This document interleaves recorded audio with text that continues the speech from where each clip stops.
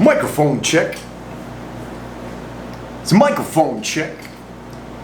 I said microphone check, 1 2 1 2. Well, guess what, my people? Pope loves you. What's up, my beautiful people? Welcome to Stock Doctor Trading with your man Pope. I am here just trying to set up my studio and warm up to this place. I got lights hanging down by fishing wire and computer them on it. I don't know, man. This is really fun, but I tell you what, I was extremely inspired by the response I got from that simple little 6-minute video I did recently discussing what an investment cooperative would look like.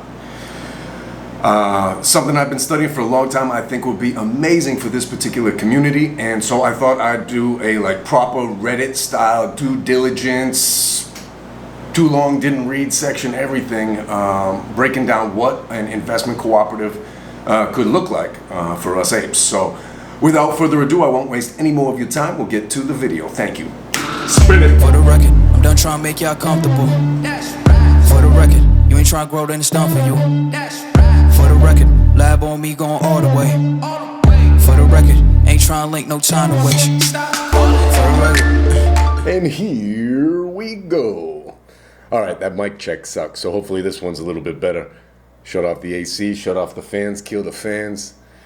And here we go. So, getting right into it, this is my thesis statement for the concept of the investment cooperative. It's saying that there is a way that we can create an ape-based investment cooperative. It will unify apes through a series of legal entities that can serve as an investor protection agency. The goal is to protect our investments from the blatant market manipulation that does not receive significant punishment for decades now. All that naked shorting, spoofing, all the other stuff that they're doing to us. Our regulatory agencies aren't doing anything for us. So I think this is a call to action. That's what I hear, for us to do something ourselves, which is to collectively unite under a legal set of entities that might otherwise be known as a investment cooperative. So that is the thesis. That's what we're going to go forward with. And right off the bat, hold on, I'm a little rocky as I transition through this. All right, so now let's kick in to our too long, didn't read, didn't watch, didn't whatever. All right, just simple. 1, 2, 3. This is a timeline of events. Apes battle market manipulation. Apes win. Now, apes want to protect the bananas and the tendies due to unregulated market manipulation with our stonks. All right, and 3, next stage for us all. Apes evolve. Apes create our own safe place to grow bananas. What do we do? Well, I want to just proudly present you with the international cooperation of the APES, the Apes. I don't know what we want to call the APES. All people are important. I thought here perhaps ally for the protection of embellished stonks. But we can work on that. We can talk about all of the things that are great about a cooperative is they're democratically based. But we will get into the definition soon. Let's just talk about what we might look at, just get a taste. So the motto of our cooperative would be of the apes, by the apes, and for the apes, because the apes together strong. So some of the missions that we would have are to protect apes from blatant market manipulation. Number 1. Open up access to investments that only institutions have access to right now. So we're creating that equality of trading standards, which we have not had in my whole life. We want to be able to educate investors and provide tools for investment growth. No fees, no hidden costs, no payment for order flow, no CFDs, eliminating all of that kind of market manipulation and blatant disregard for the retail investor. We're going to create democratized market makers in a co-op. We're going to create prime brokers in co-ops. And we're going to have a cooperative ape fund, because I don't want to call it a hedge fund. We ain't no hedgies. But we'll be able to actively manage that and share those management duties, responsibilities, upvotes, downvotes with the proper analysts inside the community. All right, so there's a lot more that we could cover on what we want to do, but let's start talking about what a cooperative actually is. All right, so what is a co-op and how does it work? All right, a cooperative is an autonomous association of persons united voluntarily to meet their common economic, social, and cultural needs and aspirations through a jointly owned enterprise. Cooperatives are democratically owned by their members, with each member having one vote in electing the board of directors. Cooperatives may include businesses owned and managed by the people who use their services. That's a consumer cooperative. We'll be talking about that. Organizations managed by the people who work there. Worker cooperative, that's a very common one. And another common one that most people know of as a cooperative would be like an agriculture or a food cooperative, where several farmers pool all of their food together. Just in case any one particular farmer doesn't have a good harvest, no problem. It's just like community food there. Similar concept here. Okay, so what are the core values of and principles of a co-op? Almost all co-ops have these baked into them in some form or fashion. One, they're voluntary and they're open membership. They're democratic, member-controlled, and each member has one vote. This means that it doesn't matter if you have whatever it may be, say 10 shares or 100 shares of AMC. You still have equal representation. Economic participation by its members, so everyone's actively engaged in the economic participation and growth of the co-op, the development of its services within. Autonomy and independence, very important aspect. I think we'll be getting into a lot of why that's important for us very soon. Education, training, and information, and this is everything to me. What we've been limited in so far for my whole life is that we've had lack of access to the proper tools, knowledge, and information in order to be able to make proper investment choices. And now we have a ton of information. We have fantastic due diligence, and all they're really doing is they're eliminating us from being educated, because they've got these propaganda engines swirling around us, and honestly, it's just creating a fog around the ability of properly understanding what information to take in regarding your investments and what is just the trash that they're throwing out to throw you off.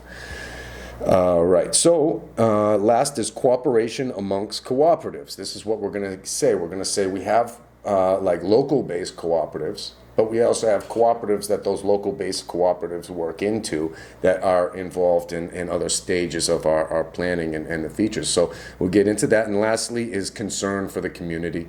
I think that we've already demonstrated as a bunch of apes that we've got concern for this community and what we're going through as investors, and we understand that we need proper market and consumer protections in order to really be able to move forward and trust this market as it is. Thank you very much. All right, so let's keep rolling.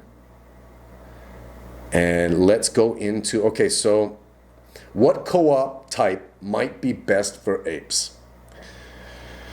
Okay, so I went through all the different types of typical co-ops out there. There are hybrid co-ops and different types of multi-stakeholder co-ops that you can utilize, and it seems to be growing more and more every day. But I think I identified three particular structures of a co-op that might fit well for what we're looking at. And I'll kind of break down these tiers that you see off to the side here in a further slide as we go forward. So the first one here is the consumer cooperative, okay? Now this is basically us apes.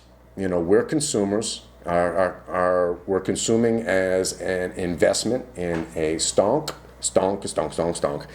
And the way they detail that out through Wikipedia here, and I'll leave links in the show notes for everybody. A consumer's cooperative is an enterprise owned by consumers and managed democratically, which aims at fulfilling the needs and aspirations of their members. They operate within the market system, independently of the state, as a form of mutual aid oriented towards service rather than pecuniary profit.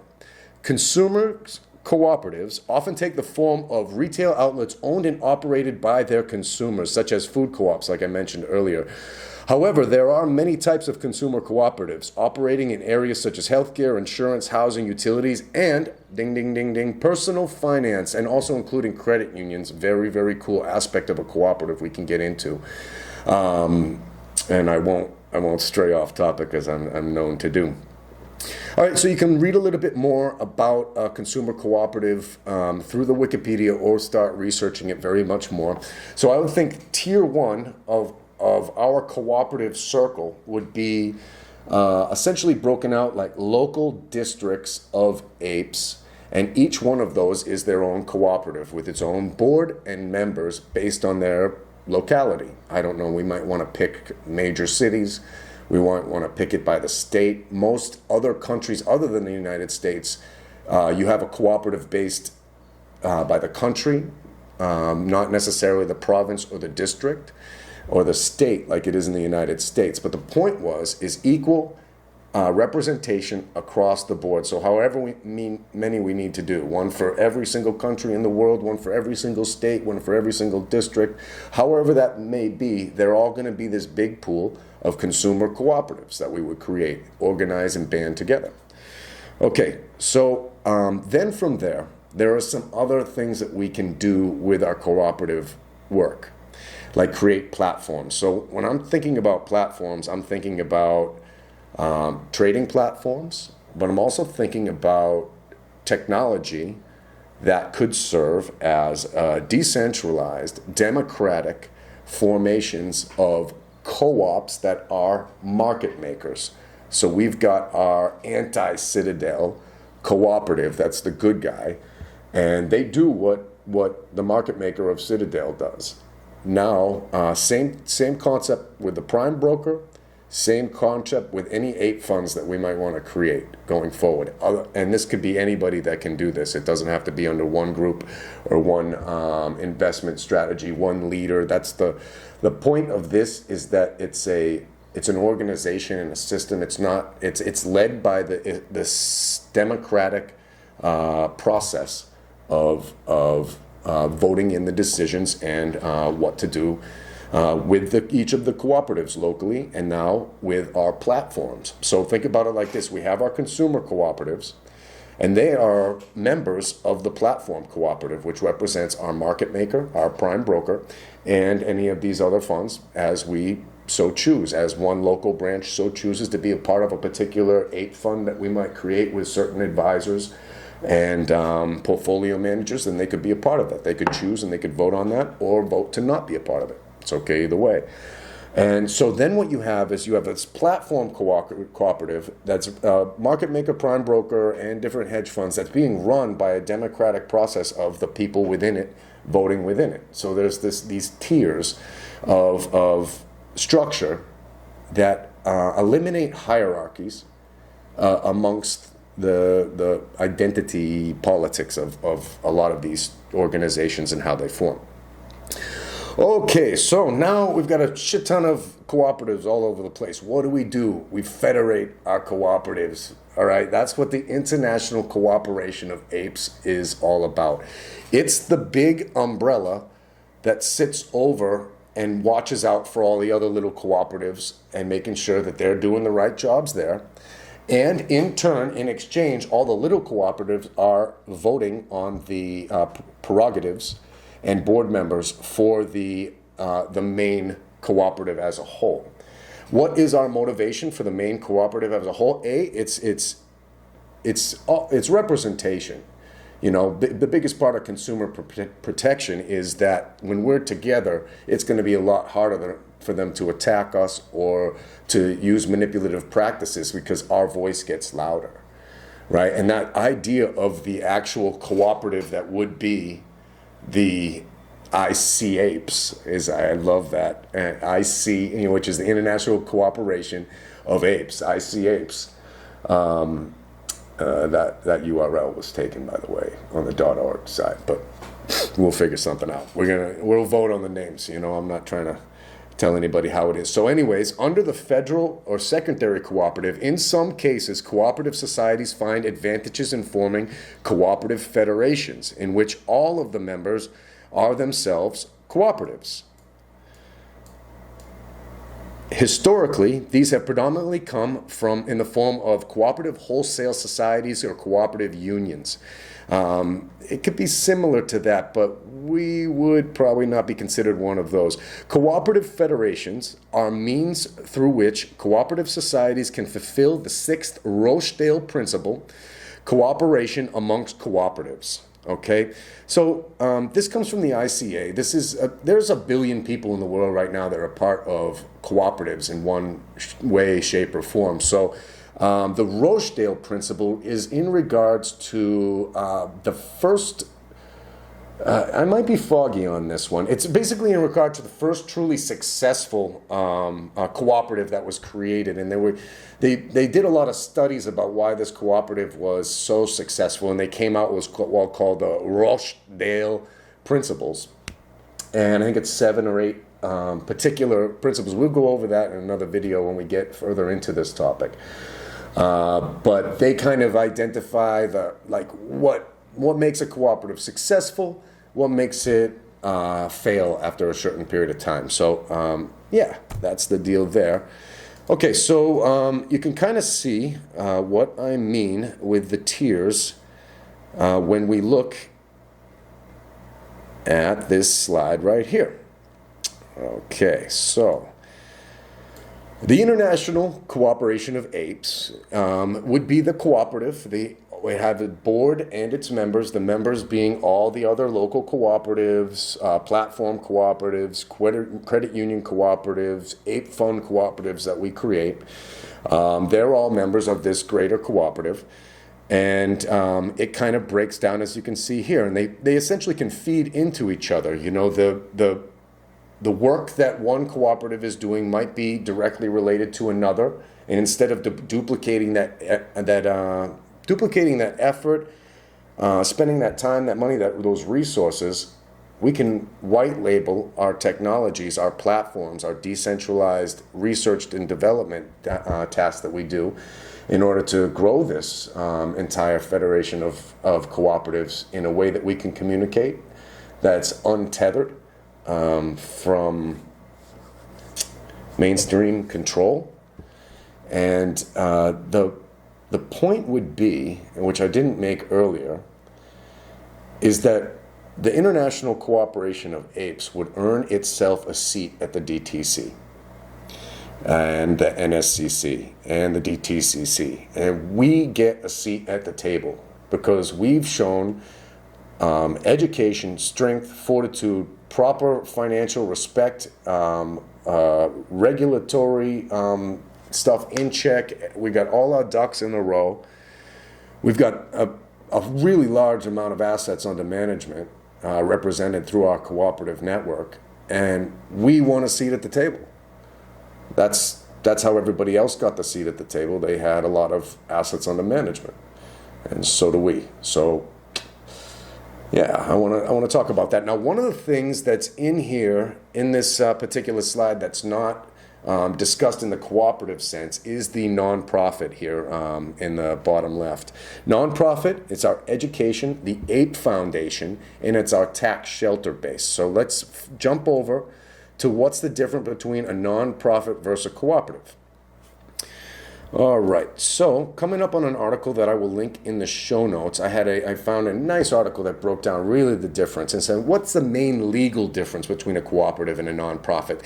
A cooperative actually just has more flexibility than a nonprofit and what they can do with their money, basically. And it's like often refer to specific types of corporations recognized under state law, and the rules and requirements for incorporating under either vary by state. To simplify this discussion, let's focus on the legal distinction between a cooperative corporation incorporated under the cooperative corporation incorporated under state law and nonprofit organization tax exempt from Section 5013C of the Internal Revenue Code. Both entity types primarily exist to benefit their constituencies rather than shareholders, and both cooperative and nonprofit corporations can be governed democratically and generate a profit. The one primary difference between a cooperative corporation and a tax-exempt nonprofit corporation is how money flows back into the community. This is why this is an important extra step. It's a safety valve between letting too much control fall in the hand of the nonprofit or any of the cooperatives. It keeps that democratic nature. So essentially what we'll break down in talking about this, let's just skip to the real takeaways here. You want to think about it like it's an ape foundation for tax write-offs. Provides protection because funds from nonprofit cannot go back into the co-ops or the members of the co-op. So that's really dope. So we have this safety wall where the money that we're making in our co-ops, we can direct any taxes that need to be paid off the profits of those to our own foundations to be sure that this money is donated and managed the way that we like. That's what the Bill and Melinda Gates Foundation is. I'm sure Bezos has got one. That's what they do. They don't really necessarily like how the government, handles their money. So instead, they go out and they invest in the things that they want to. So that's what we'll do too. All right. So combining the two allows us to decide where our taxes are spent by voting. That's what I just broke down. And each member of the board would be a representative of each co-op, who in turn represents their member vote. So it gives us this wonderful umbrella of democratic financial management across the board, and it's independent, and we regulate it. Okay, so what are some key takeaways? All right, boy, this is my first video, and what we really want to talk about at the end of these videos, for me, when it's ever one of these type of videos, we're not just doing some day trading, checking some chats, following up on some DD or doing some news or something like that. This is a productive video meant to inspire us to move forward. So I did a thing. I don't care about names, and I will absolutely tell you that I will forfeit any of the creative copyright stuff that I have created for this or will create going forward. I will hand it over to the community. But I went and I built a website, International Cooperation of Apes.org. Right now it's just basic. It's nothing too much there, but I thought I'd just create a simple place where we could start getting a list of people that might want to be involved, might want to see a newsletter, might want to hear more. And I thought it would be better to already begin getting that stuff out of centralized platforms like YouTube and things like that. So I will put a link to the website there. I'm sure I'm flashing it on the screen for you right now. As I record this, I'm sure I'm going to play it back like that. And so I took that next step, and I would like you guys to throw in your name, email, and where you're from, so we could get a rough idea demographically where these cooperatives might pop up first, where we're seeing the most attention, where we could put our most attention to a particular team that might be in a particular area all interested in this. And so we will do that. Again, it's the International Cooperation of the Apes. .org. And I did a thing.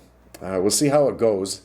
And now from here, what I would love to do just as the next steps, not too much more. I want you to share it, discuss it, give your pros, your cons, your negatives, your screw you, Pope, you don't know what the fuck you're talking about, or your, oh, hell yeah, I'm sharing this with all my people. Like, whatever you're thinking or whatever questions come up, let's just hash that out over the next week or so on the different channels. Get into the Discord, the Reddits, the YouTubes, the Facebooks, the Twitters, and be chatting about it with our people and getting our wrinkly-brained apes in on it.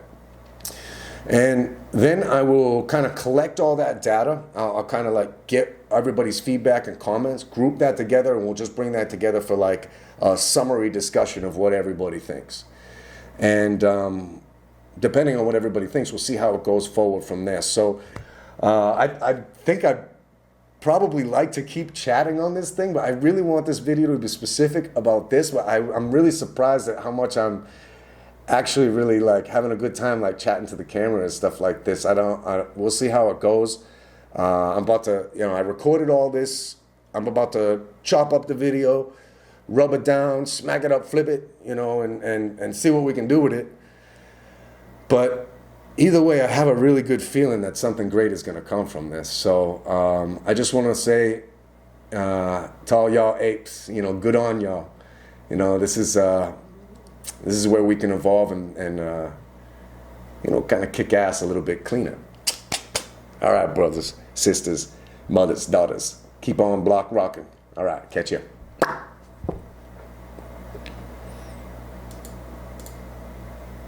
And he didn't record and it wasn't recording. Oh well. Do over. Thank God. Whew. All right. Peace. For the record, I'm done trying to make y'all comfortable. For the record, you ain't trying to grow, then it's done for you. For the record, lab on me going all the way. For the record, ain't trying to link, no time to waste. For the record.